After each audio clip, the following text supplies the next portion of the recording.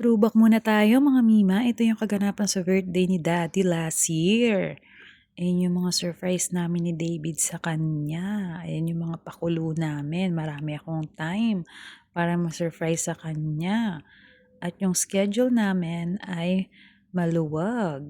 Talagang kaya marami akong effort that time. Pero ngayon nga kasi mga Mima, hindi nagkatugma yung schedule niya. Sobrang busy. Wala siyang off 2 weeks na.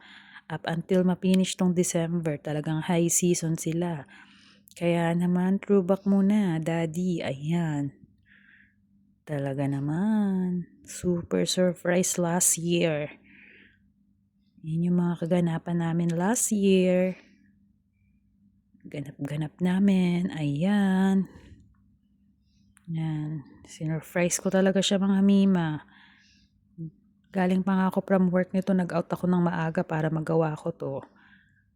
Nag-book pa ako ng hotel, pinick up ko pa si David. Talagang sobrang busy ako that time. Dami kong ginawa. Haggard na haggard ako dito. Naalala ko na naman. Pero nakita ko maging saya naman siya mga Mima. Sobrang happy din. Successful mga Mima. Pero parang ako pa yung tuwang-tuwa dito. Ayan. Fairness naman sa asawa ko, sobrang appreciable niya. Lagi niya na-appreciate lahat, mga Mima. So, ayan na nga, may Mima, surprise ko. Pero ngayon, na totoong ganap, sa present, sa bahay ko lang siya sinurprise, ayan. Kasasalubungin namin ni David yung birthday niya. Waiting na nga kami kay Daddy, ayan. Prepare na kami dito ni David para i-surprise siya, ayan. Hindi na bongga-bonggang design, Mima, kasi tatanggalin din, puputukin din, ang hirap. So, ito na nga si David, naiinip na siya, ang tagal ni Daddy niya, ayan. I-smell niya na kasi yung pagkain kaya hindi siya nakatulog. Yan na, andito na si Ferson. Open na natin ang door.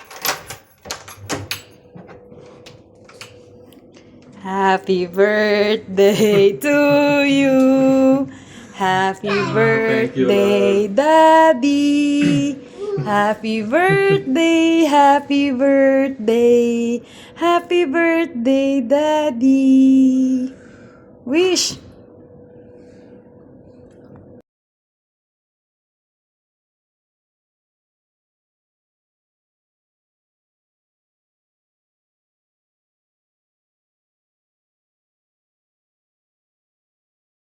Successful ang surprise namin Siguro ni I take the David. other one. Cheers!